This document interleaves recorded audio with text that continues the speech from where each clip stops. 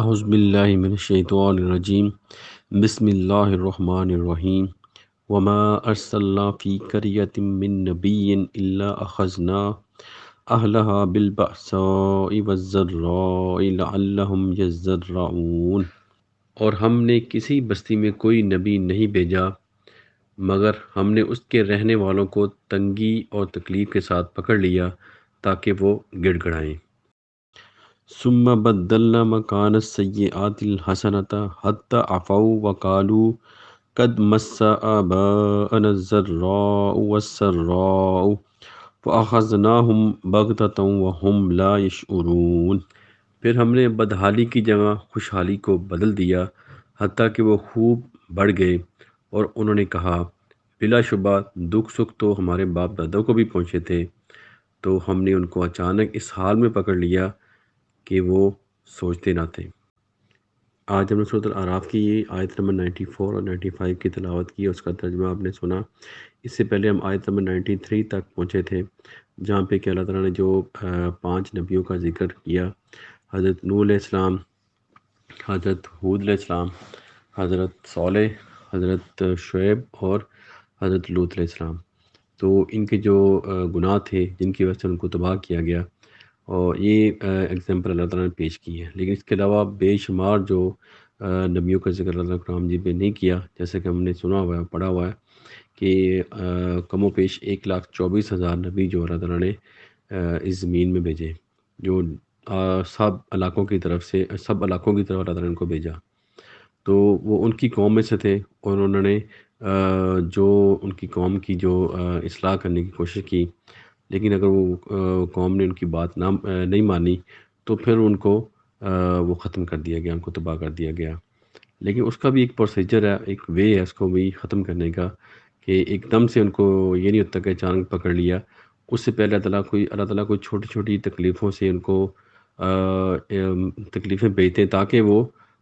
توبہ کریں اور واپس لوٹ آئیں۔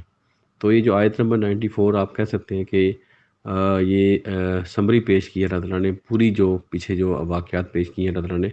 نبیوں کے اس کی۔ تو اس پہ اللہ تعالیٰ فرما رہے ہیں کہ ہم نے کسی بستی میں کوئی نبی نہیں بھیجا مگر ہم نے اس کے رہنے والوں کو تنگی اور تکلیف کے ساتھ پکڑ لیا تاکہ وہ گڑ گڑائیں۔ تو یہ اس بات کی طرف اشارہ ہے کہ جو چھوٹی چھوٹی تکلیفیں ہیں، جیسے کوئی بیماری آ جانا، کوئی وبا کا پھیل جانا، یا کوئی معاشی بدحالی، جو اکنامکس پرابلم ہے، جو کاروبار ڈاؤن ہو جانا، یا اکانومی کے اندر ایسی خرابی آ جانا جس کو ہم ریسیشن بولتے ہیں، تو اس پہ پھر ہوتا ہے کہ سب لوگ اجتماعی طور پہ تکلیفیں مبتلا ہو جاتے ہیں۔ تو اللہ تعالیٰ یہاں پہ بتا رہے ہیں کہ ایسی تکلیفیں بھیج کے ان تکلیفوں کا مقصد یہ ہوتا ہے کہ لوگ جو ہیں وہ واپس لوٹیں، اور اللہ تعالیٰ کے قوانین اور اللہ تعالیٰ کے احکامات جو کہ اللہ تعالیٰ نے کتاب میں بیان کیے ہیں، اور جو ان کے اللہ کے نبیوں نے بتا دیے تھے، اگر ان پہ عمل کریں تو پھر وہ جو بڑی تباہی سے بچ سکتے ہیں۔ تو جتنی بھی چھوٹی تباہیاں آتی ہیں، چھوٹی تکالیف انسان کی زندگی میں آتی ہیں، وہ اس لیے آتی ہے کہ انسان جو ہے جو سرکشی سے باز آ جائے اور گناہ والی زندگی ترک کر دے تاکہ وہ بڑی تباہی سے بچ سکے۔ تو اسی طرح آپ کسی بھی قوم کو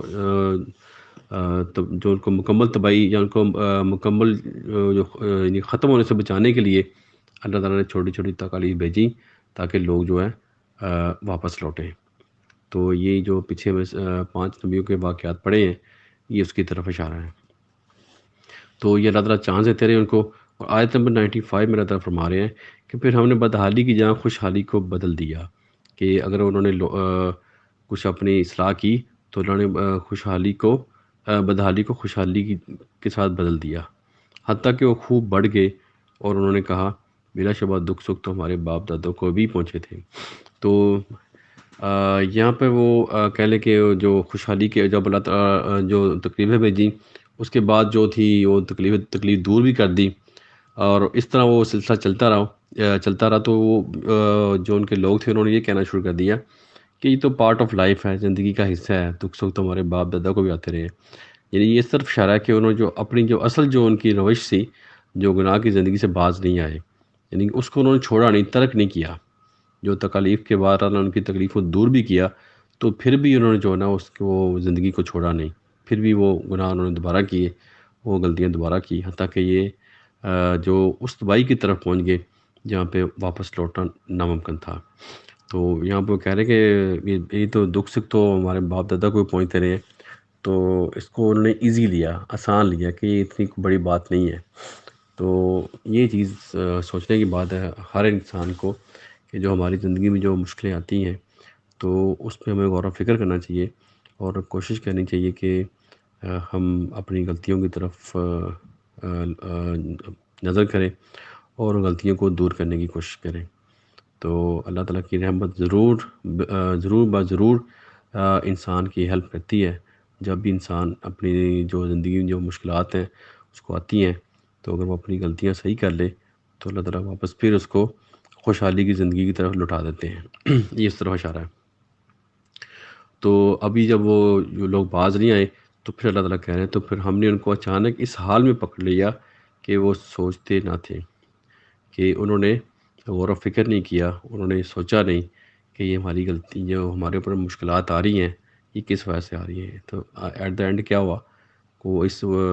کہ ان کو تباہ کر دیا گیا، وہ ختم ہوگی قومیں۔ تو آج بھی ہم غور کریں تو دنیا کے اندر بے شمار مشکلات ہیں، لیکن کوئی بھی قوم یا کوئی بھی انسان اس بات کی طرف غور نہیں کر رہا کہ یہ تکلیف کی وجہ کیا ہے یا مشکل کی وجہ کیا ہے۔ تو اصل وجہ تلاش کرنی چاہیے، اگر وجہ کو ہم صحیح کر دیں، جو اس کی ریزن ہے اس کو دور کر دیں تو تکلیف جو ہے وہ آٹومیٹک دور ہو جاتی ہے۔ اللہ تعالیٰ ہم سب کو عمل کی توفیق دے، اور دعا ہے کہ پوری دنیا میں جو بھی کہیں بھی کوئی بھی پریشانی میں مبتلا ہے اس کی پریشانی اللہ تعالیٰ دور کرے، جو بیمار ہے اس کو شفا دے، اور جو فوت ہو چکے ہیں اللہ تعالیٰ کی مغفرت کرے۔ آمین۔ صدق اللہ العظیم۔ جزاک اللہ خیر۔